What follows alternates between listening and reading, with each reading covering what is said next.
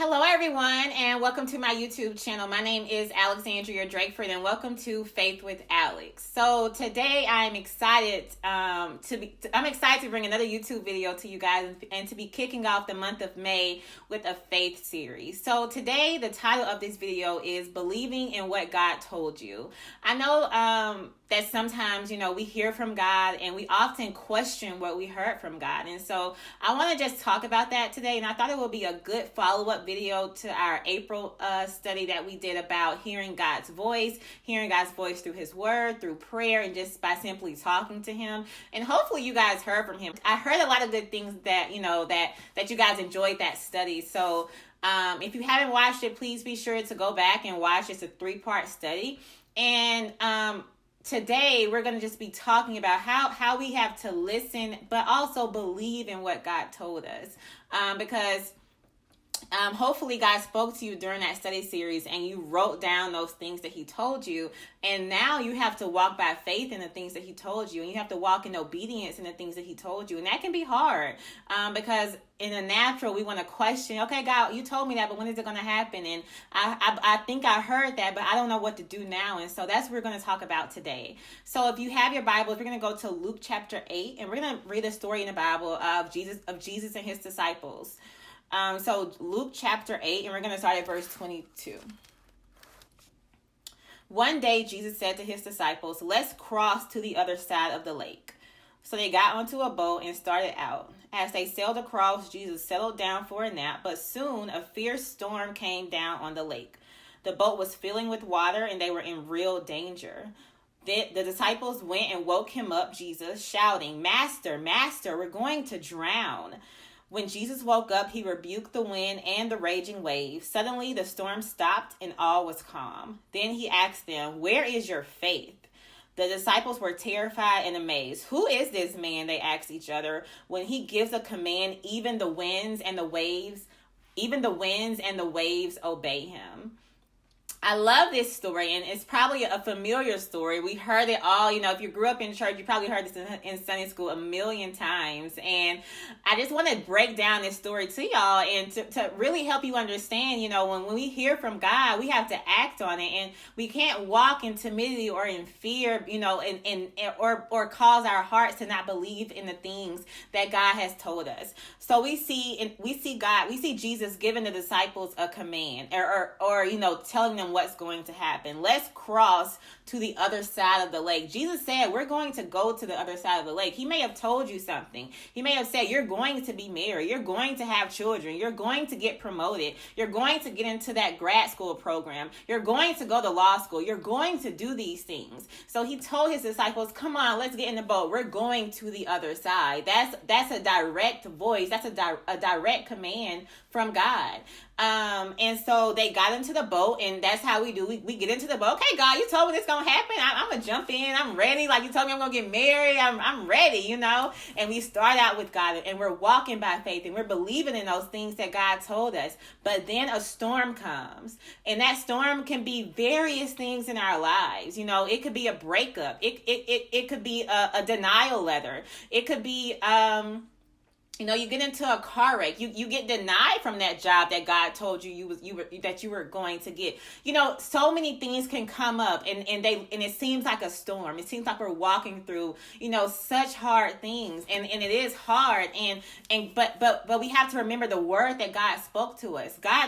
Jesus told the disciples, we're going to go to the other side. But as soon as a storm rose up, they got scared and they got nervous and they feared for their lives. And so like a good father, Jesus came and he rebuked the wind and he calmed the storm and the sea down, and everything was all good again, And so when we are walking by faith and we are believing in the things that God has told us, do not be, don't be scared or even be caught off guard when a storm comes your way, because that's a part of the process. That's a part of getting there. God may have told you that you're going to get into school or get into a grad program, but maybe, you get denied that first time that you apply. And so does that mean that what God spoke is not true? No. That means that we have to continue to press in and press in and call out to God and believe in the things that he told us was going to happen. And you can relate that to anything that God has told you. Anything that God has told you, whether you think it's big or small. God may have said you're going to be healed. You're going to walk. You're not going to be in a wheelchair for the rest of your life. And you have to fight every single day for that word to manifest in your life. And it's not going to come easy. And it's not going to be, just your pure strength. You have to activate the power inside of you through Jesus Christ and believe, God said that this is going to happen. So I'm going to walk by faith. I know this is a storm that's coming against me and it's trying to take me out, but I'm going to call out to God and he's going to come and he's going to silence the storms. We see here in verse 25, they said to themselves, when he gives a command, even the wind and the waves obey him.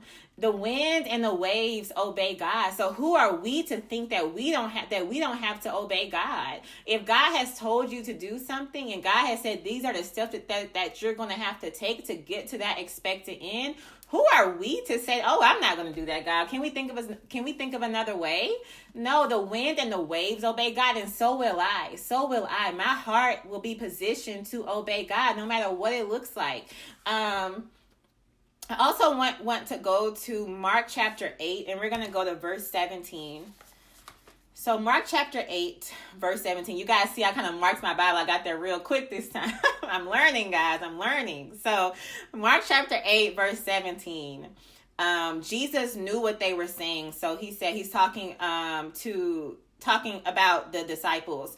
Why are you arguing about having no bread? So the disciples had asked for food, but they said they didn't have any. They only had like one loaf, and they didn't have anything to give. This is not when they were feeding the 5,000 or 10,000, however many it was.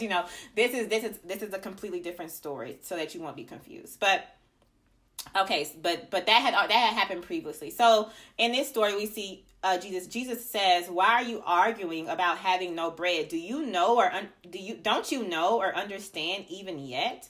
Are your hearts too hard to take it in? You have eyes, can't you see? You have ears, can't you hear? Don't you remember anything at all? When I fed the 5,000 with 5 loaves of bread, how many baskets of leftovers did you pick up afterwards? 12, they said.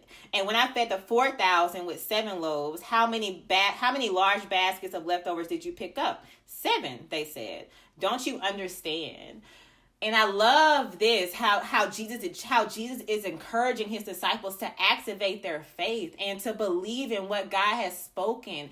And I want you to believe in what God has spoken over your life and remember the times that he delivered you. We can be in front of a storm and we say, "Okay, I don't know how I'm going to make it through this." God, will you just come through? I don't believe in what you said, and I feel as if once I start to believe, something comes against me that causes me not to believe it. And Jesus is saying here, do you not understand? Did you not see when I fed the 5,000? Do you not see when I delivered you and your mom from that situation? Do you not see the things I have already done in your life? Why are you not believing in me now? Encourage yourself to believe God at his word and believe what he said, what he spoke to you. We can get a prophetic word. We can get a word from YouTube. We can get a word from our pastors. We can get a sign, a miracle to happen, on the outside of us. But nothing is going to replace the word that God spoke directly to you. So write that word down and commit to it. You have to truly believe in what God says, because if you don't, your heart will become hardened. And I want to prove that to you. We're going to go to Hebrews chapter 6. Hebrews chapter 6 verse 13. Yeah. So Hebrews chapter 6 verse 13 through 18, it reads this. For example, there was God's promise to Abraham. Since there was no greater to swear by, God took an oath in his own name, saying, "I will certainly bless you and I will multiply your descendants beyond number." Then Abraham waited patiently, and he received what God had promised. Verse 16. Now, when people take an oath, they call on someone greater than themselves to hold them to it. And without any question, that oath is binding.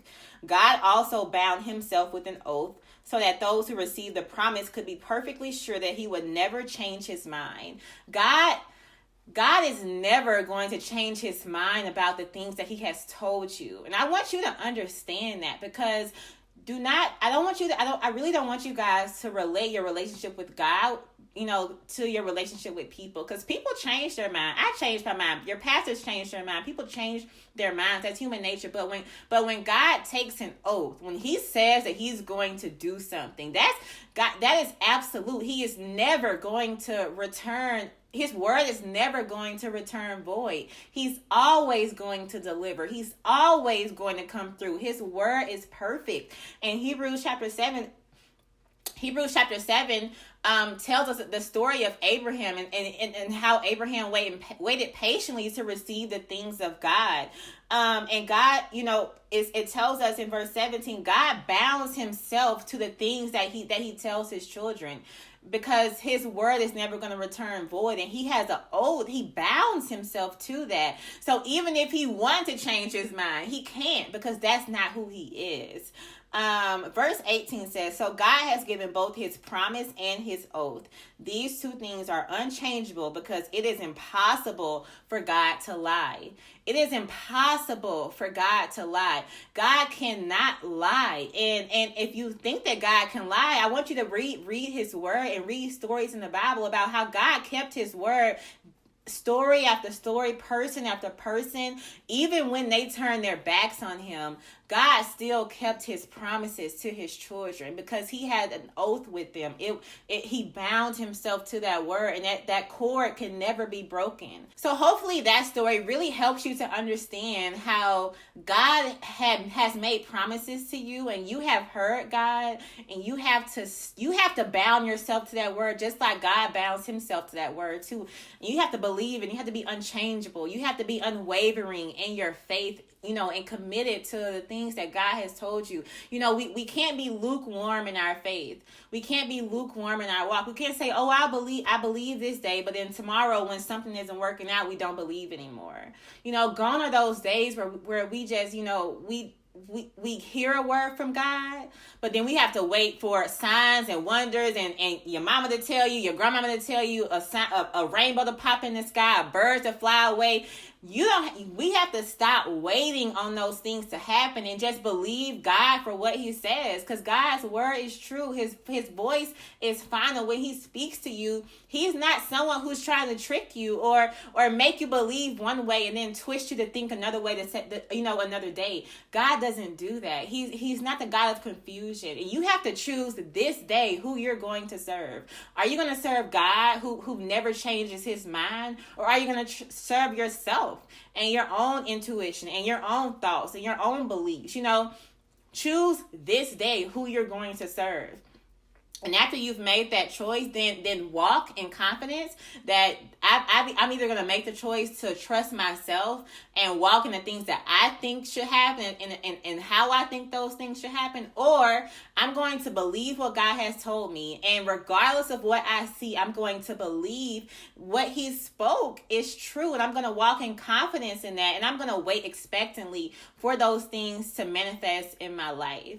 So I hope this video has really helped you and encouraged your faith and encouraged your heart to get in alignment with the things that God has told you, because his word is true. His promises are true. His word will never fail us. I went through stories in the Bible to show you that, and to show you how he looks, how his character is. He is a king, and when a king signs their name to something, it cannot be revoked. So God is the King of Kings. So if he's the King of Kings and regular kings have that commitment to what they say, then how much more is God committed to the things that he has told you?